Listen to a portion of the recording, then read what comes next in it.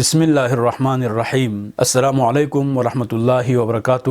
آپ کو ہم اخلاق انبیاء سیریز میں خوش آمدید عرض کرتے ہیں اور آپ کا شکریہ بھی ادا کرتے ہیں کہ آپ مسلسل ہمیں فیڈ بیک دیتے رہتے ہیں اور ہماری حوصلہ افزائی فرماتے ہیں۔ خدا آپ کو شاد اور آباد رکھیں۔ عزیزان محترم، ہم انبیاء کرام علیہ السلام کی سیرت کے مختلف پہلوؤں پر گفتگو کر رہے تھے اور آج ہم حضرت نوح علیہ السلام کی وصیت کے بارے میں بات کرنا چاہیں گے۔ وصیت اسلامی تعلیمات میں بھی بہت زیادہ اہمیت کے حامل ہے۔ انسان کے لیے جب موت کا وقت قریب آتا ہے تو اس وقت اہم چیزوں کے بارے میں انسان وصیت کرتا ہے تاکہ وہ اپنی زندگی سے سبق حاصل کرتے ہوئے اپنے آنے والی جو نسلیں ہیں یا کم از کم اپنی اولاد کے لیے کچھ اہم باتیں بیان کرنا چاہتا ہے تاکہ اس کی موت کے بعد اس کی اولاد کے لیے کوئی پریشانی نہ ہو، کوئی مشکلات پیش نہ آئے۔ اور ہمارے معاشرے میں لوگوں کا یہ خیال ہے کہ اگر کوئی انسان وصیت کرتا ہے اس کا مطلب ہے کہ اس کی موت آنے والی ہے، لیکن ایسا نہیں ہے، بلکہ انسان چاہے چھوٹا ہو یا بڑا، جوان ہو یا بوڑھا، جو بھی ہو، ہمیشہ اس کا جو وصیت نامہ ہے وہ مدون ہونا چاہیے، وہ لکھا ہوا ہونا چاہیے، چونکہ موت کا کوئی پتہ نہیں ہے۔ اور وصیت کرنے کی جو روش ہے، جو سیرت ہے، یہ سیرت انبیاء علیہ السلام ہے۔ جب حضرت نوح علیہ السلام لمبی زندگی گزارنے کے بعد ان کی موت کا جب وقت قریب آتا ہے، اس وقت اپنے دو بیٹے، بعض تاریخ کے مطابق آپ کے دو بیٹے تھے، ان دونوں کو بلاتے ہیں۔ بلانے کے بعد اپنے بیٹوں کے لیے وصیت فرماتے ہیں اور وصیت 4 چیزوں پر مشتمل تھی۔ آپ نے فرمایا کہ میں تمہیں 2 کاموں کے کرنے اور 2 کاموں کے ترک کرنے کی وصیت کرتا ہوں۔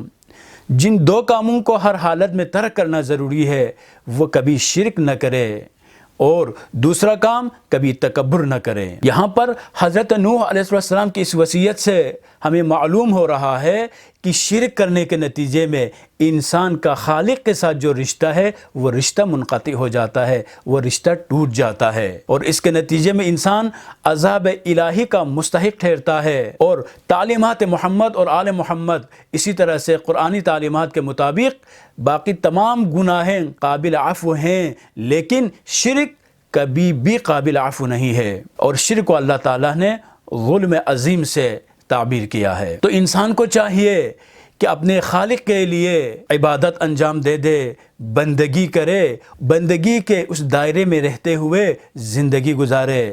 انسان ہونے کے ناطے غلطیاں بھی سرزد ہو سکتی ہیں، لیکن تمام تر غلطیوں کے لیے اللہ تعالیٰ نے عفو کا دروازہ کھول کے رکھا ہے۔ تمام غلطیوں کے لیے توبے کی گنجائش موجود ہے، لیکن یہ انسان مرتد اگر ہو جاتا ہے، یہ انسان اگر شرک کرنا شروع کر دیتا ہے تو اس شرک کے لیے کوئی توبہ نہیں ہے۔ اور دوسرا جو پوائنٹ تھا وہ یہ تھا کہ کبھی تکبر نہ کرے۔